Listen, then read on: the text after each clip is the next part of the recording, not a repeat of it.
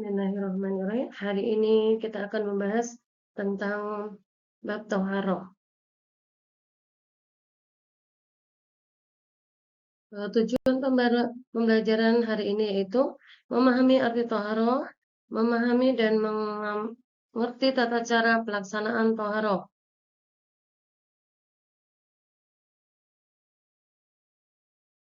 Toharoh. Toharoh yaitu bersuci. Toharoh yaitu pengertian Toharoh, bersuci, hadas, wudhu, dan tayamum.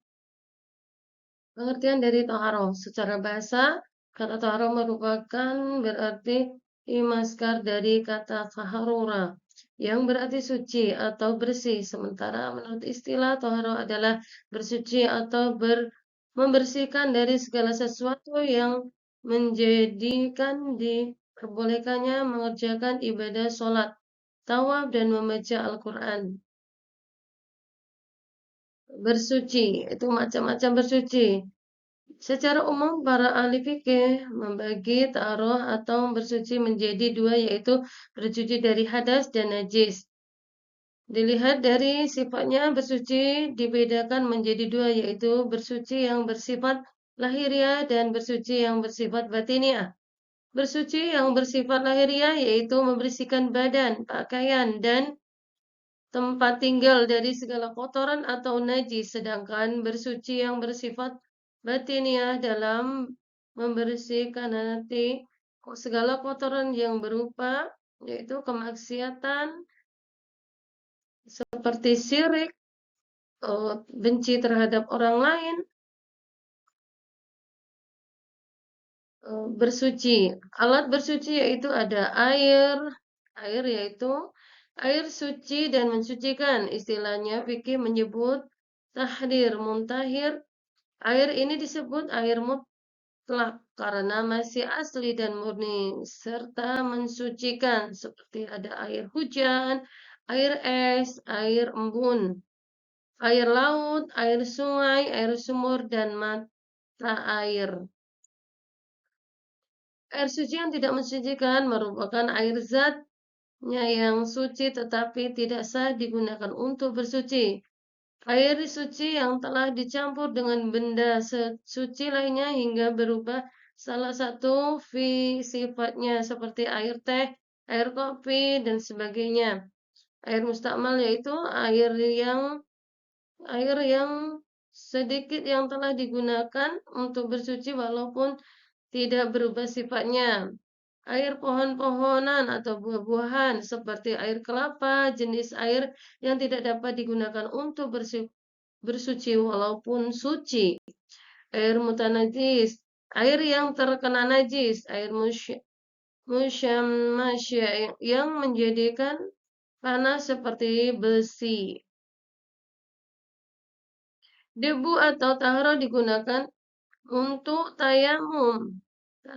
Sebagian pengertian pengganti dari wudhu, tayamum dilakukan jika tidak ada air atau berhalangan memakai air, misalnya karena sakit atau musafir. Batu dapat digunakan untuk bersuci atau beristinja ketika tidak ada air. Istinja yaitu membersihkan dubur setelah buang air besar, jumlahnya sedikit. Batu selain itu tidak boleh menggunakan najis kering sebab akan sulit untuk dibersihkan.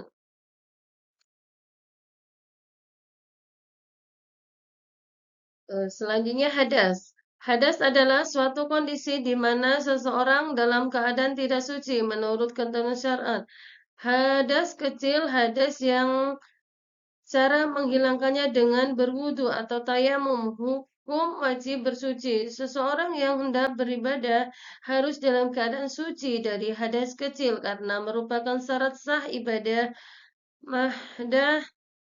Oleh karena itu bersuci itu wajib. Sebab-sebab hadas kecil, keluar sesuatu dari dubur, hilang akal, Tuhan kulit laki-laki dan perempuan yang bukan mahramnya, menyentuh dengan telapak tangan. Hadas besar, hadas yang cara menghilangkannya dengan mandi wajib atau bertayamum jika tidak ada air.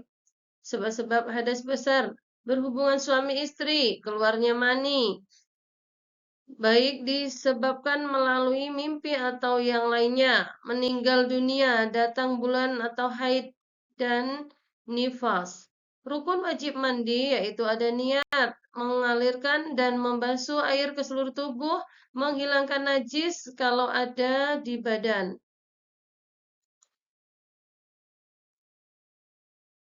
Hadas, sunnah mandi wajib, membaca basmalah, berwudu sebelum mandi, menggosok seluruh badan dengan tangan berturut-turut tidak berselang waktu.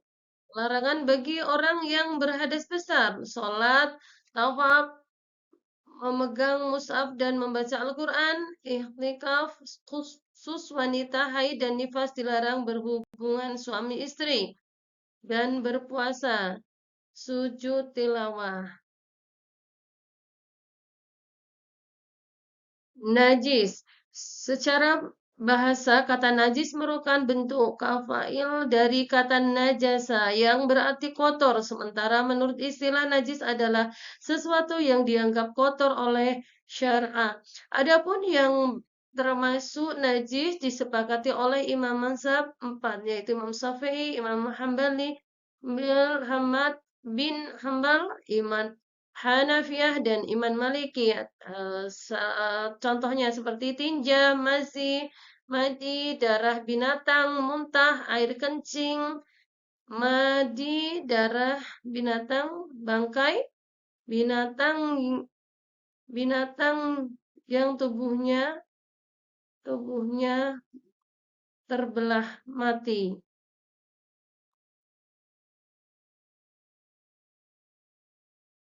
Macam-macam najis.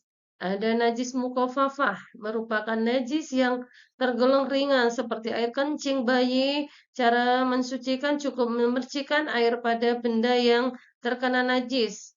Selanjutnya ada najis mutawasito, yaitu merupakan najis yang tergolong sedang, seperti darah, nanah, muntah, bangkai, minuman yang memabukkan. Najis ainiyah adalah najis yang kelihatan wujudnya. Najis hukumnya adalah najis yang tidak terlihat wujudnya. Ada najis mukhalathah, yaitu merupakan najis yang tergolong berat, yaitu najis dari mana baik jilatannya, anjing, air kencing, kotoran, daging, tulangnya. Cara mensucikan yaitu dengan membasuh sebanyak 7 kali dicampur dengan tanah.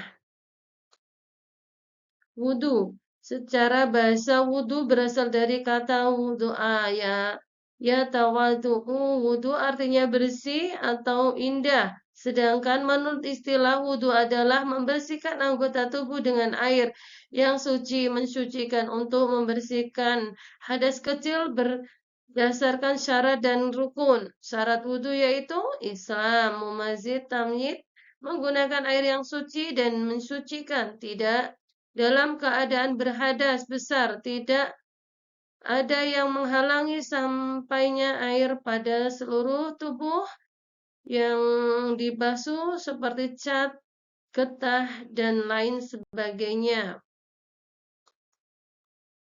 Wudu, rukun wudu yaitu rukun wudu adalah bagian dari wudu yang menjadi tiang penyangga utama, yaitu ada niat, membasuh muka, membasuh kedua tangan sampai ke siku, mengusap sebagian kepala, membasuh kedua kaki sampai mata kaki, tertib, menggerakkan amalan wudu dengan berurutan sesuai yang telah ditetapkan Allah Subhanahu wa taala sebagaimana tercantum dalam Al-Qur'an dan hadis. Secara bahasa memiliki makna al-ghaswu, artinya kesengajaan atau tujuan. Menurut istilah adalah menyapu tanah debu yang baik suci ke muka dan kedua tangan sampai ke siku dengan syarat yang telah ditentukan. Itu adalah tayamum. Tayamum adalah pengertian Wudu dan mandi sebagai rukhsah atau keringanan bagi orang yang tidak memakai air karena beberapa hal yang menyebabkan seseorang boleh melakukan tayamum. Sebab-sebabnya yang diperbolehkan untuk tayamum yaitu karena sakit dalam perjalanan udara tidak menemukan air sama sekali. Syarat tayamum yaitu secara umum ada halangan sehingga boleh tayamum, misal sakit, sudah masuk waktu sholat, sudah diusahakan mencari air, dan benar-benar tidak ada menggunakan debu atau tanah yang suci, menghilangkan najis sebelum melakukan tayamum. Rukun tayamum ada niat, menyapu muka dengan debu, menyapu kedua tangan sampai ke siku dengan debu tertib atau berurutan. Sunah tayamum membaca basmalah, mengembus, meniup debu air telapak tangan agar debu yang menempel tipis mendahulukan anggota badan yang akan daripada diri, membaca doa setelah tayamum sama seperti doa setelah wudhu. Hal-hal yang membatalkan tayamum atau hal-hal yang membatalkan wudhu, membatalkan tayamum juga. Ada air sebelum mulai sholat bagi yang tayamum karena tidak ada air, murtad atau keluar dari Islam.